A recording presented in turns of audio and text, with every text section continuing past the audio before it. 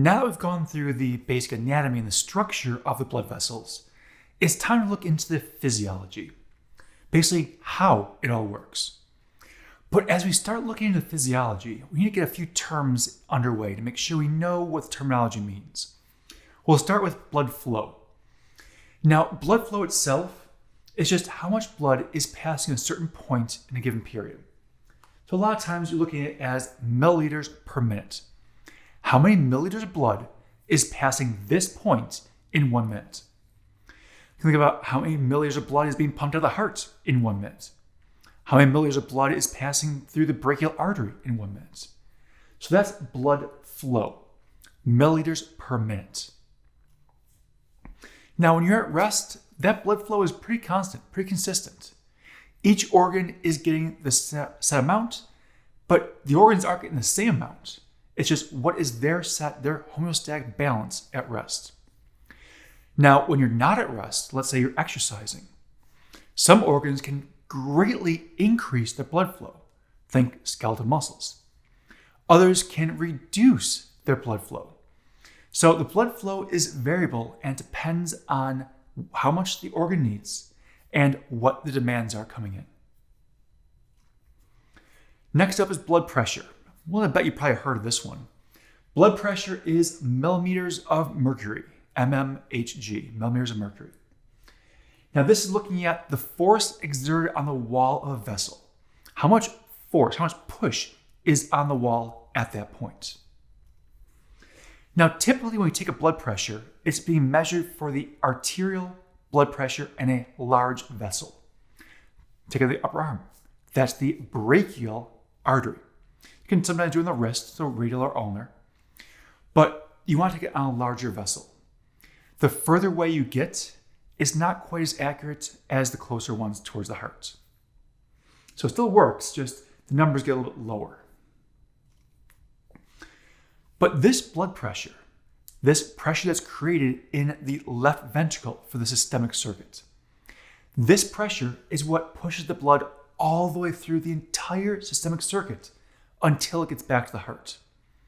Now, the arterial side is high pressure, venous side is low pressure, but that pressure gradient has to be present through the entire thing. Most of the pressure is dissipated by the time you hit the capillaries. But there still is some pressure left from the venous return to get back to the heart. Resistance, also known as peripheral resistance. Now, resistance is basically the opposition to flow. It's trying to prevent the blood from flowing. So the more resistance you have, the slower the blood gets. So it's really looking at the amount of friction the blood is encountering. So hold on, blood is liquid. How do you have friction for liquid? You have blood cells in there, you have proteins in there, you have different ions. And the more they hit the walls of the vessels, the more friction is occurring. That's why the arterioles, as they get smaller, have a high amount of resistance to slow down the blood flow. So this really is mostly found in the systemic circulation. You don't want to have a ton of resistance in the pulmonary because you want to get to the lungs and back. Now let's keep going on resistance for a second. So we did blood flow, blood pressure, but resistance has a little more to it. There are some factors for resistance that are pretty constant and some that will change. Blood viscosity is a pretty constant factor, remains relatively unchanged. Now, can it change? Sure, it can. But for the most part, it's pretty much the same amount. By the way, blood viscosity is how thick the blood is. Which one of the ways to change this is if you're dehydrated, not enough fluid. That makes the blood thicker or more viscous. Fully hydrated, it's nice and flowing. So viscosity can change, but it's not something that changes too often because you don't really want to become dehydrated. You try not to. So this is usually pretty constant. Blood vessel length. Now, the blood vessel length is literally how long is the vessel. Is the vessel running from the heart to your finger, heart down to your torso, heart to wherever? So the length of the vessel isn't really going to change. Now, yes, as you're growing throughout childhood it can, but once you're an adult, it's pretty much set. I say pretty much because you can increase the number of vessels. For example, if you're putting on weight, whether it's through muscle or fat, both need increased blood vessels. So if someone's gaining weight, you're gaining blood vessels as well, which means you're increasing the amount of vessel length in your body. So viscosity and blood vessel length are pretty constant, but they can change a little bit here and there. The one that varies a whole lot, though, is blood vessel diameter. That's because you can vasodilate and vasoconstrict every other minute, every other second. This can change very quickly and a whole lot throughout the day. This blood vessel diameter can be changed all depending on what your blood pressure is and what your body needs.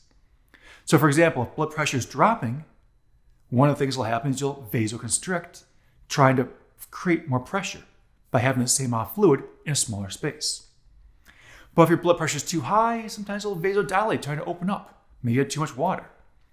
So all of a sudden now there's too much fluid, the pressure increased, so you're trying to vasodilate to bring that pressure back down. So your body is constantly changing this blood vessel diameter throughout the day.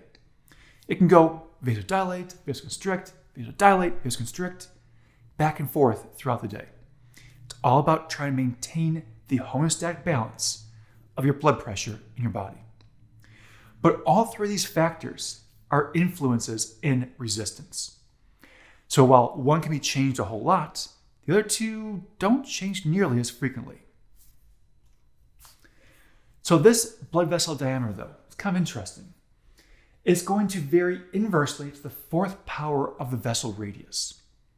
Basically what that means is, if the radius doubles in size, all right, so you've made it twice the size, double the radius. So double the radius is, remember, half the vessel. So if you double half, it gets larger. That means the resistance is only 1/16 as much. So you say, hold on, fourth power, so it's the fourth power is 4 times that. So looking at doubling up, now we're getting up to 16. So this is the idea of just a little change has a huge impact on resistance. So you're not looking at the say, okay, I'm going to double, triple, quadruple the size of the vessel. No. Very small changes, 1/4 of the amount or 1/2 the amount, can have drastic impacts on the resistance. That's why it's very important for your body to monitor this continuously and not just simply, I'm going to vasodilate and triple size. Your blood pressure would drop and you'd have a problem. So it's small increments can have big changes in resistance. So that resistance, though, I've mentioned before, is from the arterioles being the most impactful on your blood flow. Those arterioles, being smaller, have some of the highest resistance amounts in the circulation. Reason being, they're trying to slow down your blood flow, protect the capillaries that come after them. But there can be other impacts, things that have also abrupt change of diameter, like fatty plaque deposits, atherosclerosis. Either one of those can all of a sudden have the vessel size and then also narrow and bigger again. That slight narrowing and bigger doesn't matter if it's a tiny little fraction of an inch. That changes the resistance, changes the blood flow, changes the pressure there, has a huge impact at that one local point. It basically disrupts flow, as I mentioned, but also causes turbulence.